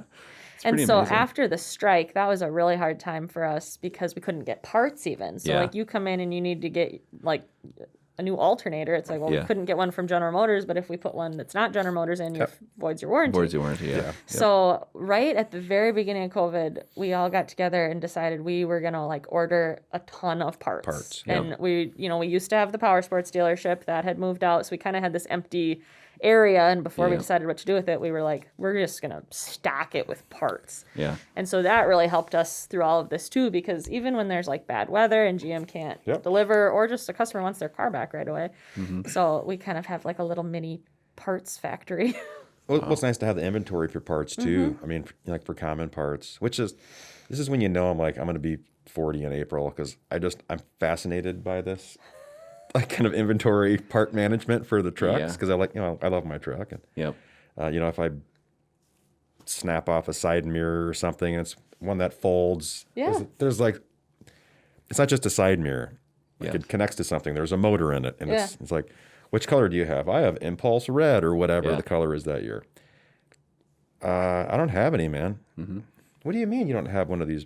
I don't have any. Look in your system. No, there are none There's there. none Yeah. here. I can't find anything. Okay. Well, do you want a mismatched mirror? And I'm so OCD. There's no way I could have a mismatched mirror. Yeah. And it just looks kind of hood, which is not that's not my jam. So I'm waiting for. You can laugh. It's funny. It's true. But you're from Waukegan, Illinois? Wakanda, Waukegan. Waukegan. So Did I get it right? Did I Yeah. get it? Okay, yeah. yeah, he's from Red Wing. No, I'm not from. I was born in Red Wing. I'm from here. I was gonna say, I thought you were from Mankato. I moved here when I was 2. Okay. Okay. Yeah, I was born in Red Wing. It just He loves to give me shit about stuff. Red Wing. Boots There's boots. Yeah, Right there. great boots, by the way, and walleyes, and So- sturgeon. and a good hotel. And a good hotel. So no, I remember like needing parts during that time, and I couldn't get anything for months. Yeah. Seriously, months. Yeah. Mm-hmm. And I'm like, this is way bigger than everything. Yeah. It's totally systemic. So that the fact that you did that. So can I ask you a question about that? Sure. Was that just like luck that you had all this inventory and you sold it and then you went to buy parts? Was it intentional, or were you like, well, The last March, Yeah. when everything started to really slow down, because our business slowed down before everything got shut down. yeah. And the writing was on the wall. The talk was that GM was going to shut down the plants and make ventilators. The service manager and the parts manager and I got together and we said, I said, the checkbook's open. Let's buy some stuff. Like, what are our top 50 most used parts? Like, get some Really? transmission for trucks. Okay. Which is not something we normally do because you can Yeah. typically get a GM transmission in 2 to 3 days. So Correct. why And would they're we also have all really these giant? expensive. Yeah. Yep. But we did that, and I'm Interesting. super glad we did because then we were able to keep most of our techs, Yes. busy, and they Yep. get paid commission, and Yep. the technicians are so hard to find. How stressful This was goes that back to that decision? thing, man. What? Techs are hard to find, you said, right? Oh my Yeah, gosh. yeah. Okay. This goes back to the same thing. So like when you were growing up out in the crate running the till, Yeah. did your parents say like you have to go to college? Like you and your sister are going to go to college, Yeah, they did. This has come up a lot. but you can't find techs No, and now I they- was watching Or a plumber. or a plumber, I was watching. and they pay pretty good. Yeah, Good our job. technicians make Yeah. awesome money. Yep. Yeah. I mean, they work so hard and but they make awesome money. But I was watching a sitcom, Last Man Standing. Yeah. Whatever. Yep. Yeah. And the daughter wanted to not go to college and wanted to It's a work Tim as Allen show. Yeah. Yeah, She yeah. wanted to work as a mechanic, and the whole story was like, no, you can't do that. And it's like, That's not? like, no. I've told this story before, Sorry. maybe on the podcast. Yeah. I'm sorry if it's redundant for the 4 people that have listened to all 12 episodes. But like in all reality, I had these clients that were sitting. Sorry, Mom. Yeah, sorry, Grandma, Mom, Dad, and Grandpa. But And McGraw's grandpa down here, walk on. and Jimmy. But I'm not kidding. We're sitting in front of this couple, and they're asking. It's like, hey, like, whatever is, let's just say his name is Dan. Like, Dan isn't really sure he wants to go to 4-year college, and I really think we should. Yeah, he's like, Dan wants to go to St. Cloud. And you're like, what? Don't go to St. Cloud. But I was talking to him, and I'm like, well, you should really consider like a trade school or a VOTEC or something like that, because those, like, in all reality, there are a lot of people like plumbers, as we gave an example. Was that who can do really insulting well. to them? No, Or- no. okay. The point is they just hadn't really even thought it all through. Yeah. Yeah. Because it's like, that's just what you do. You'd go from A to B to C to D, and then you go out in the world, and that's just the way it works. Yeah. But I think maybe, and maybe you're on board with this, Wade, but Yeah. there has to be a shift back towards that. There's gonna because be. the demand is so coming. high. I have people that I know that they own plumbing businesses or other trades, electricians, Yeah. and they cannot find help. Can't just find people that are bad and they just have to suck it up. Yeah. They cannot find help. Zero. So think about that. I mean, if you're a 25-year-old person and you're going to make $100,000 being an electrician, you have no debt. Yeah, no debt. Yep. That's a nice life. Yeah. No debt at 25, making $100K. Yeah. Because they make bank Yes. and they can kind of charge, and it's your business, and there's all these opportunities. I mean, if you make that kind of money, between 70 and $100,000 a year as a plumber, electrician, so Yeah. on, no debt And yeah, for that's 10 exactly right. years, but by the time you're his age and then my age, you have saved a ton of money. You've made Yes. Yeah. over millions of dollars, Yes. Yep. and it's your jam. And it's so cool though, because they're like, not cool. That's the wrong word. It's interesting to me that it's almost like downplayed, like, oh, you're going to do that and not go to college or whatever. It's like, I don't think that's the right way to look at it. I think it's wrong. College is so expensive, and I don't think not anybody, again, checking myself, because we might have to edit all this. But the thing is, just the not a value lot of people- proposition's not there. not a lot of people are asking college at what cost. Yeah. And that's why we have a generation of people that are so in debt that can't buy homes. They're not having children. They're not doing these things because they literally are just paying off their student debt as best as they can. Yeah. And they don't probably have a job in the field that they maybe went to school That's for. exactly right. Yeah, History and exactly. philosophy, and now into wealth management. Like, Yeah. how does that happen? I don't know. Well, it's but because your sales career didn't work out at Snell. So. Because you can't sell trucks, Matt. I was terrible. You No, can't sell Cadillacs, Matt. A couple years ago, like we have such longevity in our shop. So like we have 5 technicians that have all been there, for 30 plus years. Yeah. So we got them all together and we were like, what? That's a tsunami. Yeah. Yeah, we got real. all those technicians together, plus a couple of the fresh techs, the new Yeah. young techs, and we were like, "What are we gonna do? Like, we know we maybe have maybe 10 years left with you 5." Yeah. And that they came up with this idea, like, we need to get in front of teachers because teachers are the ones who help guide students. So that's how we came up with our teacher appreciation event Cool. at the dealership. Is like Yeah. we want to show teachers how awesome it is to work here. Yeah. And then through that, Wow, that that is evolved, awesome. and through That's a that really we good idea. created an apprentice program. So we have some of these kids also can't afford to go to VOTEC. Yeah. And if that's the case, that's fine. We'll take them and we'll put them with one of our line techs and we'll teach them. That's amazing. I didn't know you were doing that. Yeah, so we have right now 4 apprentices and they're doing awesome. my gosh, I that's love awesome. that program. That is it's so so cool. cool. And wow. You look at in history though, like how people were trained for a zillion years. They were trained the way that Yeah. you're doing it right there, where you like, hey, that kind of is interesting. I'm going to learn how to be a blacksmith. Yeah. And you just learn from the guy or gal who was doing it beforehand, and Yeah. now doing that the same way. I mean, I think that's such an amazing way to do it and give opportunities to people that might not necessarily ever have an opportunity like that. Yeah, yeah. So Cracks cool. me up, man. Because That's actually the coolest thing I've heard on Yeah. I think on any of the episodes so far. yeah, from like looking at the apprenticeship model and actually doing something about it, Yes. absolutely. I think that's one of the coolest things that I've heard. That actually, like, now that you say Seriously. that, like, that might be one of, like, my proudest accomplishments. And it Yeah. wasn't just me. I mean, if I could take you back to the room, we had probably 7 technicians in there, service manager, parts manager, All the greasy HR guys. person, and, like, we ordered pizza, and, like, they love came those up with people. it. And Me then they too, man. also came Yeah. up with, like, this is what the apprentice should get paid. This is what the mentor should get paid. The Yes. mentors are the ones doing all the work, so we pay Yes. them, Yeah. Yep. better. And I worked back in the shop Monday and Tuesday, and it's like these young guys, like you can just see it, Yeah. like they're having fun. Yeah. And like then they all go to lunch together, and like they all have nicknames, and it's like good, wholesome, like Yeah. teamwork. It's Yeah. America. Yeah. That's how it should America be, right Yeah. there. And to give being from where we're from, get Minnesota, Iowa, Illinois, we're not good at taking credit or acknowledging or just saying that we did a good job. It's kind of what I've seen. Yeah. It's like, hey, we don't want to be like, hey, like I did a good thing. You don't want to tell people. So I want to point out, you had the meeting, you got people together, and they gave these ideas to you. And you're an executive in this corporation and now an owner. You took the ideas and made that happen. So that's a credit to you, and so you should be really A proud. leadership credit. Oh, thank You you. should be proud of it. Yes. Yeah, And you I should am. Very celebrate it. It's not like like, oh, look at me. It's not that at all. The fact that you took the feedback and had the meetings and the time and then put it into action.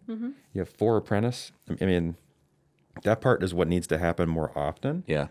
Because think about the credit that you can spread around to the 4 folks that are doing it. Yeah. Yeah. And then just you're bridging these gaps between probably the more senior tenured folks, and then you get these greenhorns, Yeah.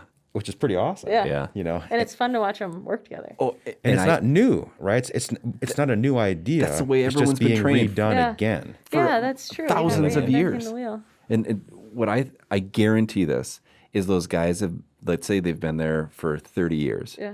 They're probably, I mean, even though they probably like their job, they're probably just, on the almost burnt out end. Yeah. Okay. Let's just say hypothetically. But now all of a sudden you bring in another kid New that blood, is man. interested New blood. and like asking questions and wants to learn. You're not only reinvigorating the senior guy, but you're bringing in that younger person that is bringing a ton more energy into the entire equation. I think that's super cool. Literally the coolest thing I think I've heard. We need to bring more of that back. Yeah. I mean, I know there were some talks nationally, and I'm not up on it as much as I used to be, but like the VOTEC 2-year degree used to be something that you could get. Yeah. Like you could go and do it, and you didn't have to pay or have that debt. Yep. And so that hurdle was removed. And I'm not saying that we should do that for a 4-year school or pay for schools, but I think for recognizing a problem, a work problem, like a work shortage, of qualified workers. Yeah. It's a 2-year deal and get folks in what you're doing. Because right now the whole thing is on this private enterprise. Like it's Yeah. your money, it's your dollars, you're doing it yourself. Yep. To fill the needs of many places, I think we need to look at doing a 2-year VOTEC, where if you do that, it's paid for. Because there's such a demand for it. Such a demand for it.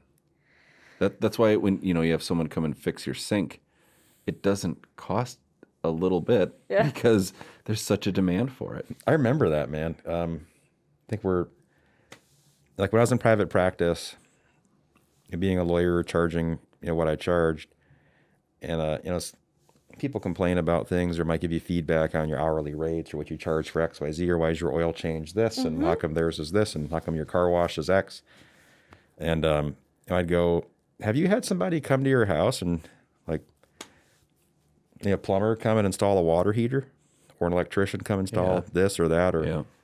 and they're like, no one's coming to your house for less than like $200, Easy. like, period. Yep. So if you want to have your chimney like patched or have new brick put on it, good luck. Yeah. It's going to be 2 months, Yep. 3 months. So I think the demand is there. I didn't know you were doing that. I would showcase that more if you, We should. That is if literally you the coolest haven't, I thing. would. Yeah. We. Well, look at I was looking for someone to do sheetrock, and it's like it's so far out. I had to figure it out myself because you just can't get it. someone to pour a dog kennel, a slab of concrete for a dog kennel. Because your dog you sleeps outside. yeah, she does. She's in a Taj Mahal. She's fine. Her name is Kuba. She's beautiful. She's 7. She loves me. Actually, He's I'm like, her only please let friend. me inside. It's her so only- cold out here, Hey, Daddy. No, side note. It's Okay, freezing, I let her Daddy. into the ice house this year, and that was one of the first times she'd ever been inside, and she was deathly afraid. Like, dropped to the ground, didn't know what to do. That's how I feel when I go inside too. She didn't know what to do because she'd never been inside, which I thought was like, oh, sorry about that. But anyway, thank Okay. you very much for doing that. Yes. Program. Yeah. That is so cool. Yeah. Anyway, so we totally got on a side note there, but that's amazing. Okay, so ownership, January, stepped into that role, bit off a big chunk of. People always talk about the money part, like you make money and you get, you're an owner, but they don't talk about the debt part either, because you got to bite both sides of the sandwich. So Yeah, you stepped paid into- cash, right? Right. Yeah. That's how everybody buys businesses. Right, just straight cash, So now that you stepped in and done that, it's a calculated risk. But now you had a few months to think about it. How are you feeling about both sides of Yeah. that? Yeah, Yeah. I mean, like after we announced it to the staff, and it's no secret, but it's not Yep. like we were gonna put it in the front page of the paper. Yeah. Yep. But people will ask me, well, what's the first thing you're gonna change? And it's like, well, Todd's really been letting me run it for the last Yeah. several years, Right, you're so like, nothing, not very much. nothing will change. Yep. And I think that's probably where there's less Yeah. anxiety or nervousness about the whole thing. It's Your like, fingerprints are already all over yeah, everything. and it's like it's been like it's my money and like it's my Yours anyway. Yeah. Except for the body shop. well, they won't let me in, to But yeah, I crank mean, and torque. And, I'm just giving you a hard time. You know what I mean? yeah. Yep. So I mean, I feel great about it. The staff's response was like obviously super positive. And Yeah. I think people just like to know what the plan is. Yeah. yeah, I think so too. You And know. it's- Communication is the key. Mm-hmm. It doesn't Yeah, I think- necessarily matter exactly what it is. It's just that they know that things are going to be consistent. Mm-hmm. You know what I mean? Yeah, and I think because I've worked with Spencer on and off for a long time and have known him for probably 10 years, give or take. To hear that you were an owner to me was news to me, but it was not surprising at all. I agree. I mean, I guess if that makes sense. I agree. Where I'm like, oh, that makes sense. Like that was happening and was on like, okay, great, awesome, cool. So like, what are you going to do now and all that kind of stuff. It seemed like it was like, I don't know, preordained. Yeah. Well, yeah, talk about casting mean? the Like it was vision. gonna happen. Todd and I have been planning this for several years and talking about it. And So now what's Interesting. your vision? Yeah. Exactly. Let's push it a little yeah, bit. I mean, we would love to grow and have another franchise or another store in town. Yeah. Um, Because you'll have what is it, McCarthy's Auto World or something like that. I Yeah. mean, they have 5 or 12 or yeah, there's whatever. lots of big dealer groups. What I love about our situation is that Snell Motors will always be locally owned. Yeah, I like that Yep. too. There's not a lot of that in this industry anymore. Yep. And even in Mankato, there's not a ton of locally owned establishments, car dealerships left. So, we'd love to have another store, have another franchise. Yeah. Would the store be still in Mankato? Or would you branch out to a local area? I mean, we would be open to anything. I would love to build a store in the back lot. We have room for it. Yeah, I think so too. I'm all about Mankato, so Yeah. I'm all about shopping local and Yeah. supporting local. So And isn't that cool how that that resurgence has happened, even in the world of Amazon, when you're getting packages to your front step, Yeah, I twice a mean, day. and I'm It's guilty of that too, right? I am as well, because it's a convenience thing. But when it's time to go out of your way, or not necessarily go out of your way, but you just make a conscious decision. I think yeah, maybe it's just me, but I think that happens more and more now than it did 5 years ago. I think so too. Don't you think? Yeah, for Christmas, I was like, I'm only gonna buy gifts for people Yeah. that are from local places, and if Yep, that means it's a gift card, but it's from Tav, that's fine. that's fine. I don't care Yeah. if it's gift card, but Yep. there you can get everything in Mankato. I mean, Yeah. you really can. With Jay Long's now sells Lululemon. Yeah. Why would you ever need to go to the cities to get that? For men Yeah. And women. and women. Yep. But yeah, my dad got some Lululemon pants. They're awesome. I didn't they're even know they did men's stuff. I didn't either. And he's like, so I got something to tell you. I was like, oh man, like my dad's cancer is back, or something awful like that. And he was like, I got Lululemon yoga pants. And I was like, really? I was like, can you send me a picture of that? He was like, yeah. He's like, they're the most comfortable pants I've ever had. Really? I was like, damn, dude. I was like, I'm not judging you at all. Like, I want some Lululemon pants too. I was like, are they giving these away? He's like, no, your sister and my stepmom. I was like, well, have them buy me a pair too. Just buy them a little bit smaller. Do you, And, okay, here's one of the other things that we talked about with, was it the first episode? Marissa Brostrom? Yeah. Yeah. I think we talked a little bit about like people buying like quality Yes. stuff. Yeah. Like to me, I own less clothes today than I probably ever have, but I Same. buy more quality stuff. Yeah. And Which it's is a luxury and it's nice. And it is nice, but so the point of that is that you notice a difference, and like for your brand and your dealership, like are you seeing some of that as well or not?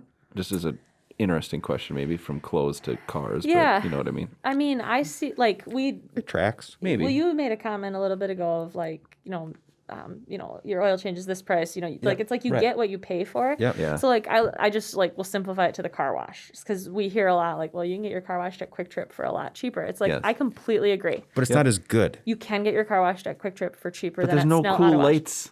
There's no person. It doesn't smell beautiful. There's no person getting bugs off. There's no you don't have the person- little the cloth that you, get don't to have wipe the your dash cloth, off. You don't have someone drying. You don't Yes. have the tire shine. So like The tire shine sucks at Quick Trip because your tires aren't moving and it only gets like The- 3/4 of your tire. Yeah. Well, it's the person for me that's spraying that probably does the most, provides the most benefit as far as getting dirt off Yeah. of the vehicle. Yeah. That's a huge thing in Minnesota. And Well, the it's- bug and the it's bug stuff. de-icer in the Right. winter and it's Right. bug juice And so in the that's summer. the key. So- Like you Yeah. pay extra for that and it's worth it. Yep. But like also it's like it's just as easy to shop local. So like okay, you need to buy flowers. So you could go to 1-800-Flowers like on your Yeah. computer or you can call Drummers or Hilltop. Like Yep. just making those conscious decisions and you have to think about it and some people don't. Yeah. I just wonder about that. I don't recall the whole like local thing like when I was growing up in the 80s. I think I probably grew up in the consolidation era maybe. Yeah. And then it just wasn't a thing like to shop local for like Like Walmart was like 20 sweet. years. Yeah. You know what I You know, mean? but- Is but that fair to say? Like 80s, 90s, maybe into But I would say the like early 2000s even? big corporate owned like Walmart coming in, big deal because you can get anything. killed everything, Main Street. whenever. Town, I mean, yeah. it's all cheap and whatever. You know what I mean? But I think maybe I'm right, maybe I'm wrong. I don't know. But I really believe that there's a resurgence of Last people. 10 years, it feels like if I want to buy artisan soap, I'm not going to Walmart. Yeah. Like I want to like, she's like, yeah, I cut that soap. Well, Like, even- I want that. Even Mankato Brewery is an example. It's like, is their beer the best in the world? No. I would say no. It's not. But it's not bad at all. But I'll still go in and I'll buy it just because it literally says Mankato. Yeah. Will I buy it every time? No. But I But make a fresh conscious beer is effort, like, good. I'll go check that out. And even a fresh average beer is delicious. yes, I agree. I mean, like they've won some races, they've failed. Some beers have been great, some beers have been awful.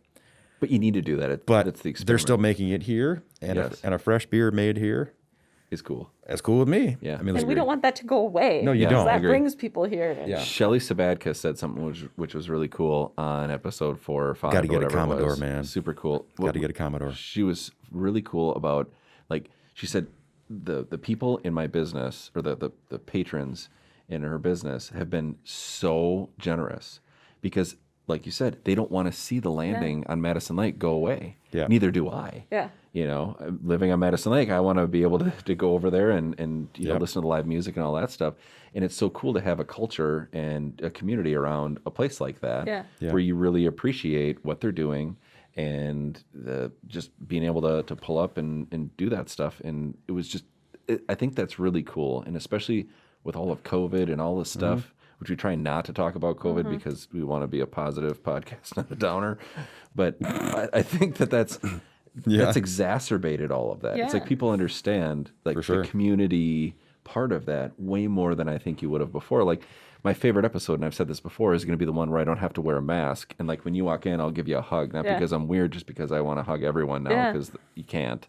You know what I mean? Like I like think the hugs. community part is just going to be, hopefully that'll be a trend moving forward. I hope so. Yeah. I mean, I see it a lot more now, more than ever. You know, people making more of an effort Yeah. to be local, Yeah. support local. So I don't know where we want to go with this now, but I don't know. I'm so excited that you're doing that Apprenticeship? apprenticeship. Thank you. I want to say entrepreneurship, but no, that was the wrong word. I'm so excited about that. So here's the last two questions. Okay. Maybe the last two questions. But what's the biggest challenge in your industry right now? And then if you can identify that challenge, what are some of the things that you see in the future that can create succeed over those challenges? So this might be a little controversial, but Good, we can edit it maybe if you need to. I mean, I think a challenge / opportunity is this whole EV vehicles that are coming. Cool. So challenge because they're going to be way more expensive Yeah. for us and for consumers. Yep. Challenge, the state wants to make different mandates and laws on Yep. them. Yep.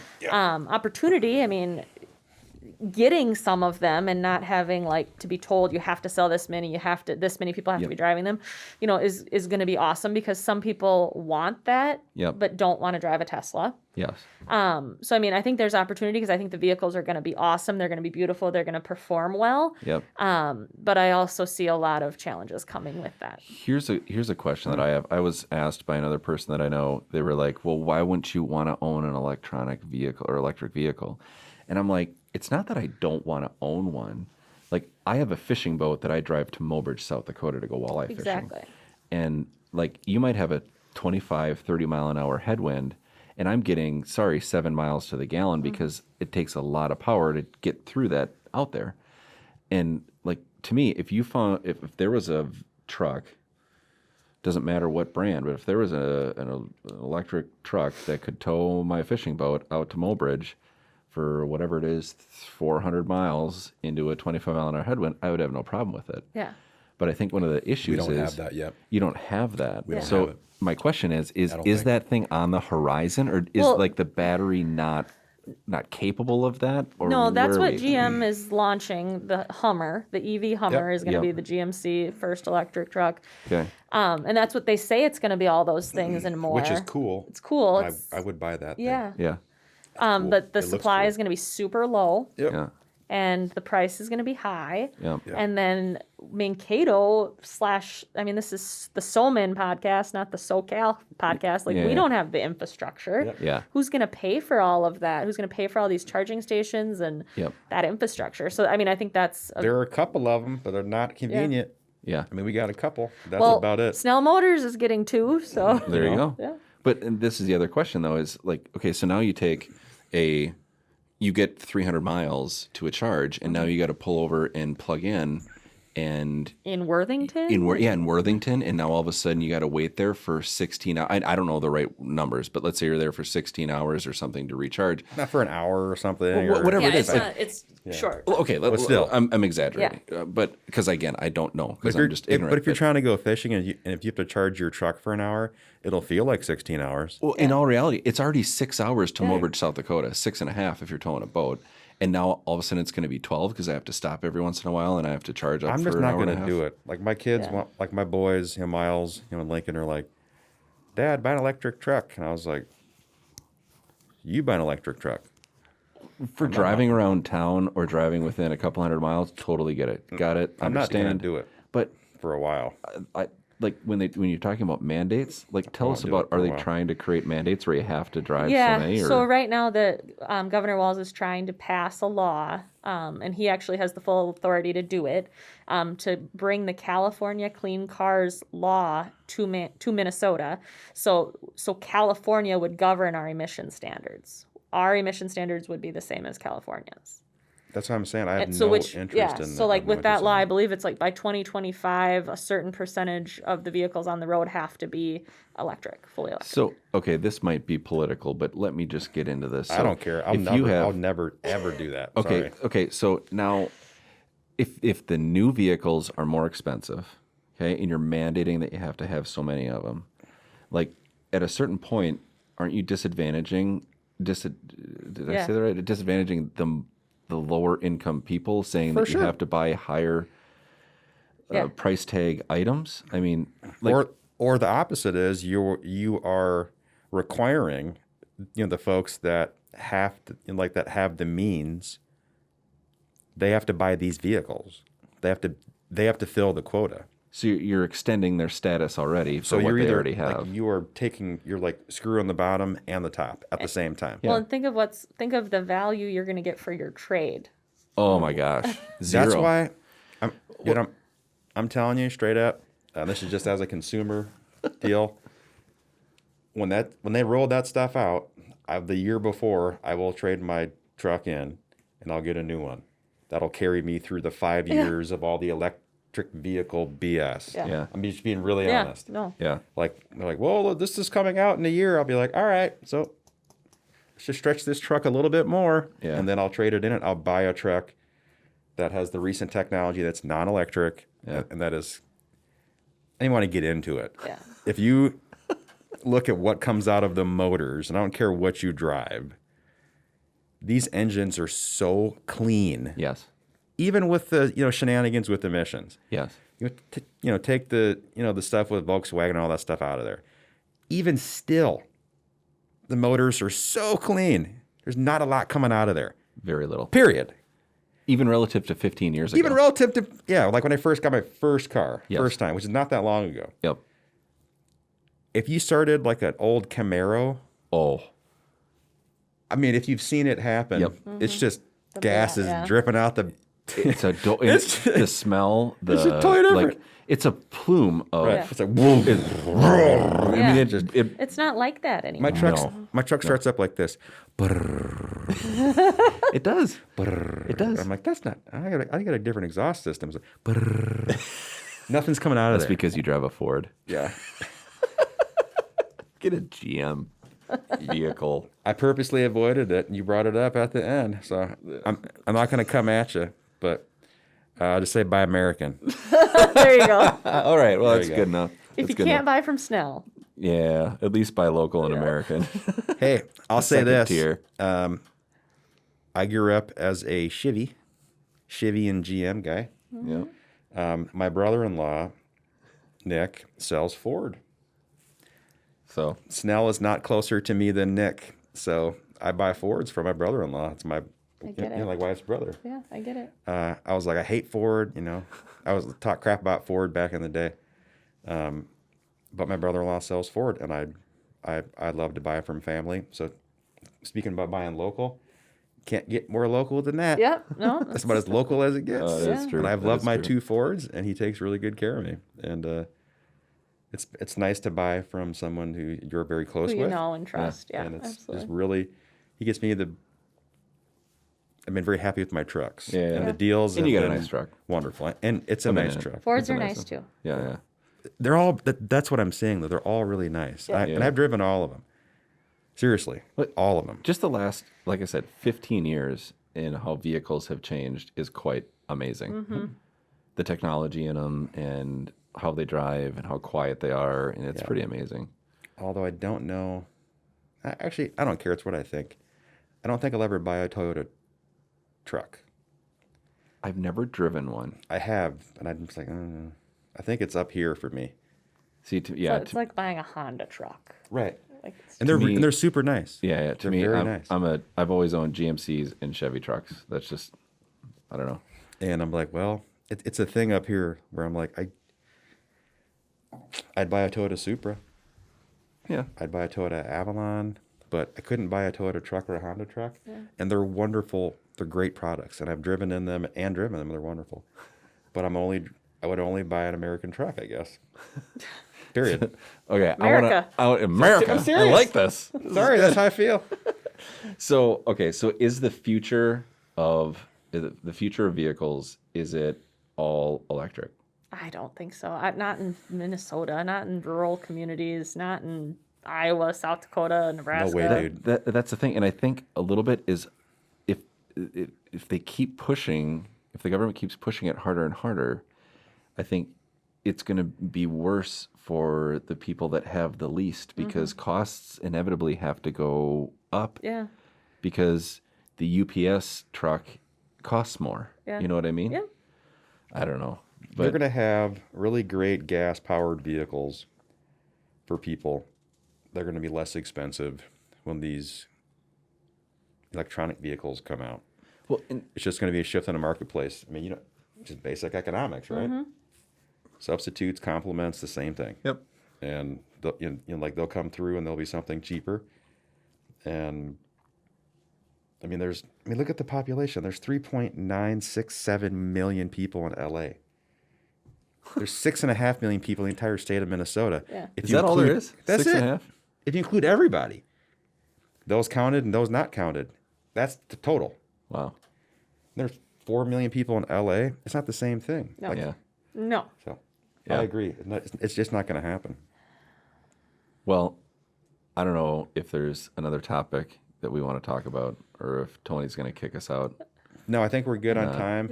All right. Well, we're at like an hour and 45 minutes. All right. Thank you so much for coming on. If you Yeah. want to say a podcast. shout I out think to your anybody. camera's right there. Yeah, Tony, that one's okay. So you can say hi to whoever you want in that camera, and then we'll sign off. I think. That'll work. When will this air? Probably 2 weeks. Oh, okay. So About 2 still in weeks. March. Yeah. Yeah. All right. Well, Hi, Blarney. yeah. Happy St. Patrick's Day. Awesome. Well, that was the 12th edition of the Soman Podcast. Thank you so much for coming in. Thank This was you. super interesting, It's fun. and at some point we're going to have you back because you were a good guest. This is awesome. Believe it or not, you did a really good job. Awesome. So thank you very much. thank Thank you you. to Tony. Thank Tony. you to Who's our Bolton Mix guest, Studios. Matt? What? Who's our guest? I have to reintroduce the guest? Yeah, I I'm screwed it just up the saying, first time. No, ju- you need to just read to off the close it up. website. You need to God read dang off it. the website because All right. I screwed it up the first time. Okay. I'll do it. So Well, thank you very much to Bolton and Mink Studios at Bolton Mink Studios on the gram. What is it? Real people, real solutions, real real big big coffee coffee cups. cups. Real Tonys. Real Tonys, awesome Tonys. Thank you to the Thank you to Miss Bradley, formerly known as McGraw, which we might and call her GM from owner now on. at Snell Motors here in Mankato, Minnesota.